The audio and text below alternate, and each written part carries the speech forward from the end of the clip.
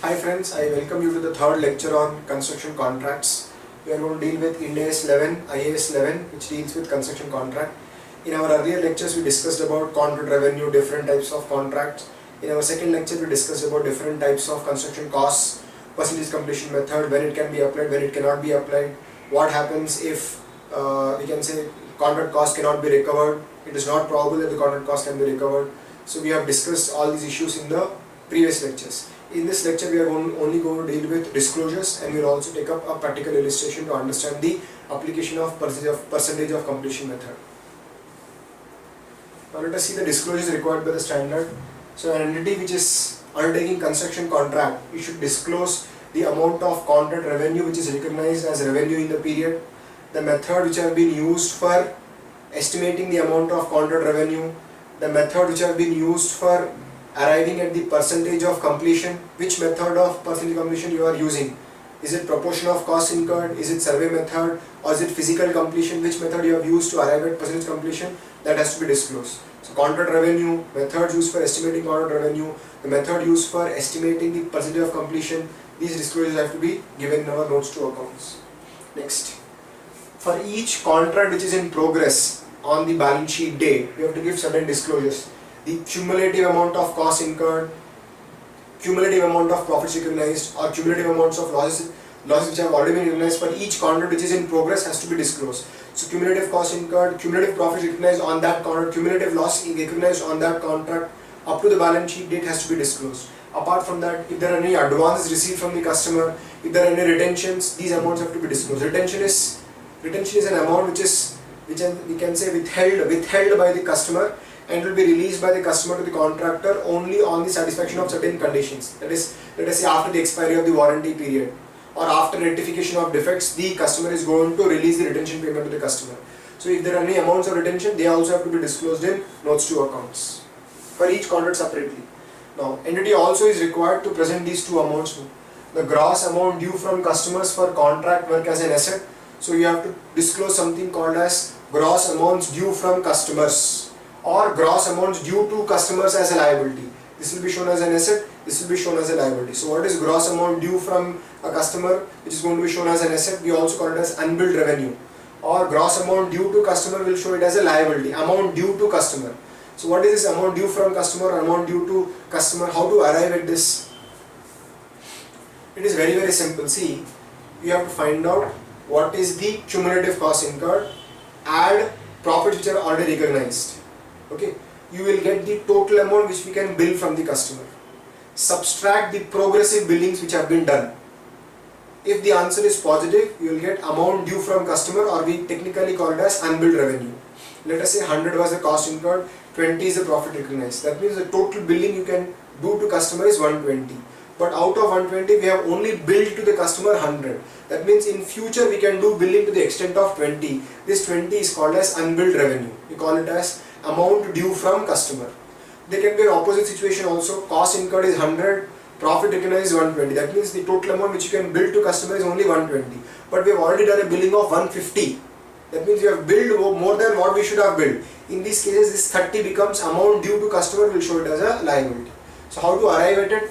Cost incurred, cumulative cost incurred plus recognized profits, subtract sum of recognized losses and progressive billings. If the answer comes in negative, it is amount due to customer. If answer is in positive, it is amount due from customer.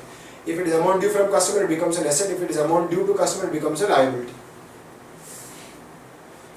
Sometimes there can be certain contingent liabilities or contingent assets which may arise because of the construction contract. How to recognize that liability or how to recognize that asset, how to disclose them will be discussed by Ind AS 37, not by the standard. Okay. Now we will see a practical illustration on this particular standard. A construction contractor has a fixed price contract for rupees 9,000 to build a bridge. So contractor has received a contract from a customer to build a bridge for a fixed price of 9,000. The initial amount of revenue agreed in the contract is 9,000. The contractor's initial estimate of contract cost is 8,000. That means the revenue is 9,000 and the contractor initially estimated that for constructing the bridge you would have to spend 8,000. So these are initial estimates. Next, it will take 3 years to build the bridge. That means if I start now, it will take 3 years to complete the bridge. Next, by the end of year 1, the contractor estimate of contract cost has increased to 8,050. So by the end of the year, the contractor has re-estimated and he has found that his original estimate of constructing the bridge is not correct, and he has now come to a conclusion that he would have to incur 8,050 to complete the bridge, not 8,000 which was estimated earlier. In year 2, the customer approves a variation resulting in an increase in contract revenue of 200 and estimate additional contract cost of 150. In year 2, there is some variation which is required by the customer. For that variation, customer has agreed to give additional revenue of 200, and the contractor also has estimated that to complete that variation he would have to incur additional 150. So both the revenue and costs have now changed. Next, at the end of year 2, cost incurred includes ₹100 for standard material stored at the site to be used in year 3. So in year 2 we have incurred some costs on material which is going to be consumed in year 3. That means it is some metal which has not been consumed. Year 3 to complete the project. So now we will discuss certain things. See, at the end of year 1, the total estimate of cost has changed. So in year 1, when we are applying percentage completion method, we have to consider 8,050 as the total cost required to complete the bridge, not 8,000. In year 2, variations have been agreed. So the estimate for revenue would change from 9,000 to 9,200 in year 2 for applying percentage completion method, and contract cost would also change from 8,050 to 8,200 because of a change in estimate of the cost. Okay, we are going to apply it prospectively.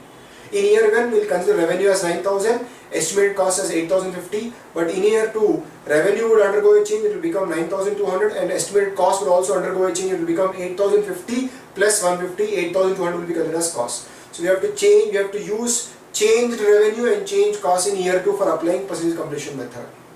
And in year 2, we have incurred some costs on material which is going to be consumed in year 3.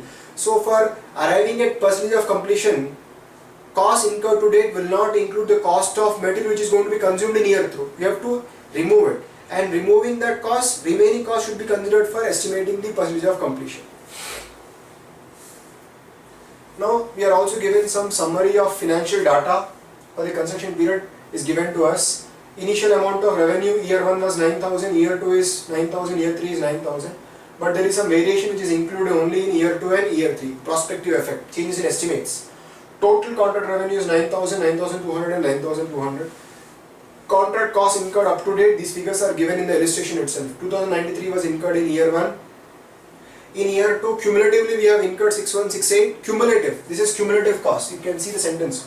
Contract cost incurred up to date, so cumulative by year 2 we have incurred 6,168, this includes 100 rupees which has been incurred on metal which is going to be consumed in the next year. So for arriving at percentage of completion, we are going to take 6,168 minus 100, 6,068 would be taken for arriving at percentage of completion for year 2. Year 3, the total cost incurred is 8,200, cumulative cost. Contract cost to complete, so at the end of year 1 we estimate that we have to incur another 5,957 to complete the bridge. In year 2 the estimate has changed to 2,032, and in year 3 it is already complete. So total estimated costs are given. Year 1 8,050, year 2 it is 8,200, and year 3 it is also 8,200, there is no change. Estimated total profit. Year 1 revenue was 9,000, but the change in estimated cost is 8,050, so the total profit is 950. Now how did we arrive at stage of completion in year 1? 26%, it is cost incurred up to year 1 2093 divided by the estimated cost 8,050, we arrive at the percentage of completion as 26%. In year 2, the estimated profit has changed. Estimated revenue is 9,200, estimated cost is 8,200, so estimated profit is 1,000. How did we arrive at that 74% cumulative percentage of completion? We have taken the cumulative cost incurred 6,168, it includes 100 rupees for metal which is going to be consumed in year 3, remove that 100, 6,168 minus 100, 6,068 divided by the total estimated cost 8,200, you will get exactly 74%. Year 3 it is 100% because the work has been completed by the end of year 3. So this is the summary of financial which is given to us. Now we will learn how to arrive at revenue expense to be shown in P&L account. Let us see the next slide. Now in this slide you can see how we have to calculate the amount of revenue to be recognized in the P&L account of each year. Year 1, revenue. So what are we doing? The standard requires us to apply the percentage of completion to current estimates of revenue and costs. Okay, so how are we applying it? Revenue. 9,000 is the revenue for year 1 into 26%. So revenue that can be recognized up to the end of year 1 is 2340. No revenue has been recognized in the previous period. Hence 2340 will be recognized as revenue for the current year, that is year 1. Year 1 cost. total estimated cost is 8050, multiply it with percentage of completion 26%. So the cumulative cost which can be recognized is 2093. Out of this, nothing has been recognized in the previous period. Entire 2093 can be recognized in the current year. So the profit which can be booked is 2340 into minus 2093, 247. You can arrive it in another way. 9000 minus 8050. 950 was the estimated profit. Multiply it with 26%. You will again get 247 as the profit to be recognized in year 1. Okay. Now let us come to year 2 figures. Revenue. Cumulative revenue which can be recognized. Let us try to estimate the cumulative revenue. 9200 is the current estimate of revenue multiplied with 74%. This is cumulative percentage of completion. You will get cumulative amount of revenue which can be recognized by the end of year 2. So cumulatively we can recognize 6808 as revenue, but out of this already some amount has been recognized in the previous year. 6808 minus 2340, you will get revenue for the year 2. Now cost, 8200 is the current estimate of cost multiplied with 74%. So this is the total cost which we can recognize cumulatively by the end of year 2. Out of this already some amount has been recognized in year 1. So the remaining amount will be recognized in year 2. So total profit which can be recognized up to year 2 is, cumulative profit which can be recognized up to year 2 is 740. Out of that, subtract the profit which has already been recognized in the last year. You will get the profit to be recognized in the current year, 493.